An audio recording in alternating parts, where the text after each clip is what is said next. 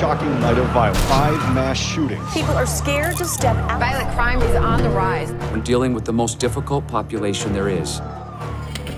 The criminal and the drug addict combined. The gunmen refusing to surrender. The students that come to us on average have been arrested 25 times. Police recognize that more needs to be done. The hard truth is that over half of all former prisoners end up back behind bars. I will never forget a judge asked me, he says, let me see if I've got this straight. You want me to send you my inmates, the same people who were sworn to kill each other in jail or in prison, and they're gonna live peacefully under your roof? He says, yes, Your Honor. You mind telling me how you're gonna do that? I said, sure, we're gonna ask them not to. And he looked at me. I said, Your Honor, I lived my life in jail and prison. When was the last time this population was asked not to do that? I said, besides, Your Honor, what do you have to lose? You send them to us, they change. The next time you see them is because they're coming to say thank you. Take them off the streets, out of jail, out of prison, and give them the opportunity to turn their lives around. Yeah, They bunk up. This is where the men live.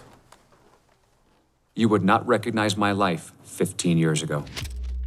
Many people looked at me and said, he'll never change. Lock him up for the rest of his life. Talk to me about this picture right here. This is Chris, this is me, this is Tony, and neither Chris nor Tony are alive anymore. They're both dead. I was the only one that made it out.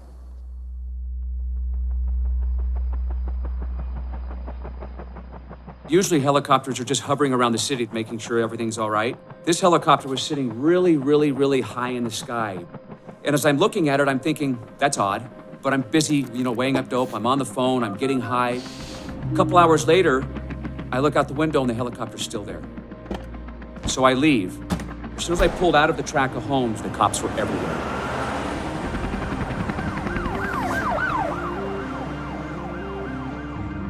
And I'm going through red lights, just going through them, knowing that something bad is gonna happen. And I didn't know when it was gonna end or how it was gonna end. I had told myself that if the cops ever tried to pull me over, I'm not gonna stop. I knew I was going back to prison for the rest of my life.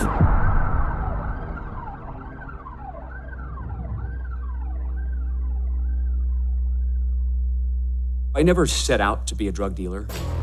I started doing coke around my freshman year of high school. I'd snort lines of cocaine in class. It's still a mystery how I managed to graduate high school. And I started doing meth, and that was it. I found heaven. I would buy a 16th of meth and sell a couple quarter grams out of it so that I could afford to buy my next 16. One thing just led to another, and pretty soon I was moving 5, 6, 7 pounds of meth a day, making upwards of $10,000, $15,000 a day. The drugs, the guns, the women, the power, the lifestyle in and of itself became the new intoxicant. I didn't care about anybody but myself. I didn't care about anything but what I wanted. I started to get arrested. My first prison term was 2 years. On the streets, I had built a reputation. And it wasn't long before I started getting the keys and being the shot caller of the yard. And every time I'd get out of jail, I'd go right back to dealing dope, and it was only a matter of months before I got busted again. 2-year term, 5-year term, 6-year term, 10-year term. I started to believe that this is where I belong, and I'm gonna make a name for myself. I'm gonna be that guy in jail or in prison, and this is my life. I had told myself that if the cops ever tried to pull me over, I'm not gonna stop. The cop car closest to me ran my back end, spun me in a circle, and shut me up on an embankment. And I'm literally looking around the vehicle for something to hold up that looks like a weapon so they will shoot and kill me.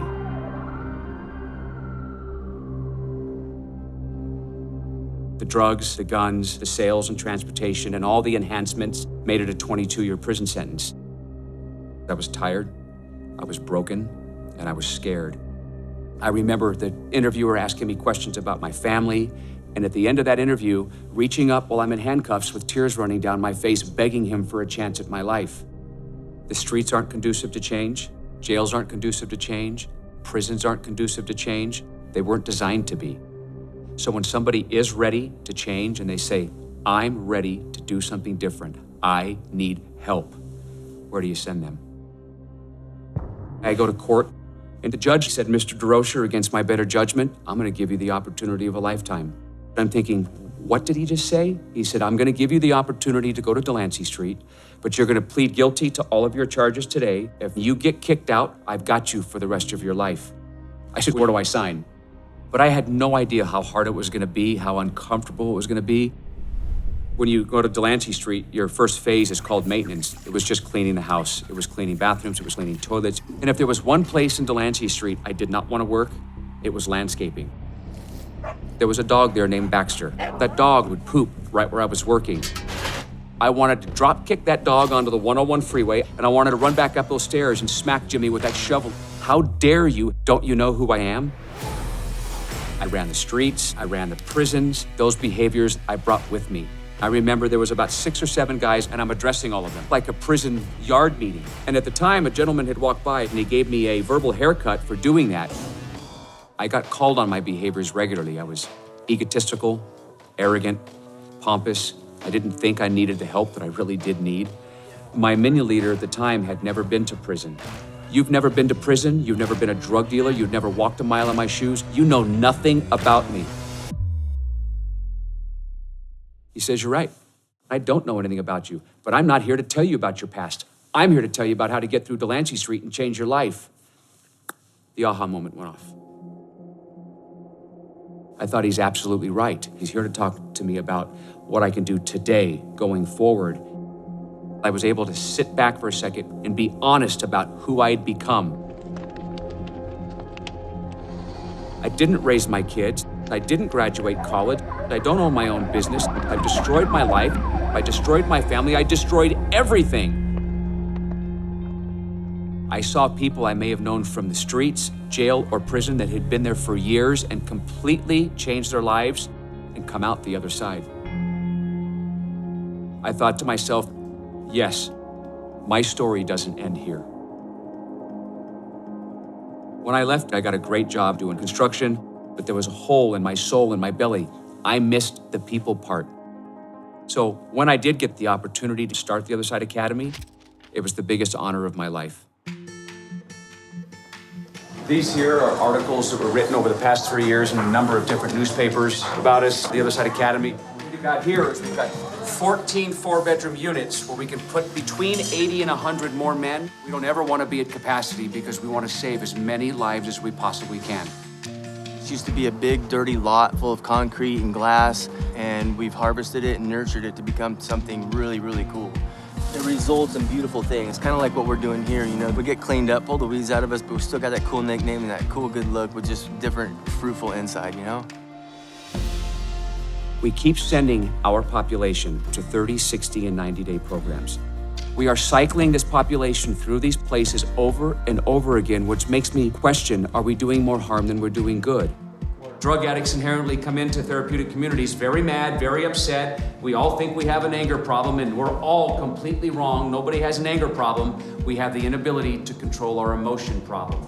So we provide a forum for you to come in here and express your emotions.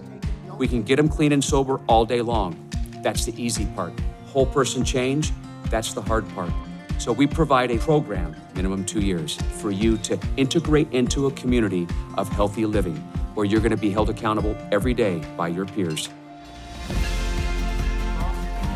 If we interview you and we accept you, you start that day, and we don't require any money from you at all. It's free. And the way that we do that is we have our own social enterprises that generate our revenue. So the minute the student gets there, this is important. When was the last time that an inmate or somebody coming off the streets was part of a solution and not the problem?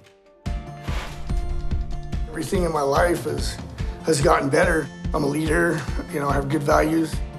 I have beliefs that I can do whatever I want to do. I'm happy. We offer an opportunity for people to come and live in a community of love, caring, feedback, all the components that are necessary for people to change. I think what sums up my life the best is I spent the first half helping people die, and I intend on spending the rest of it helping them live.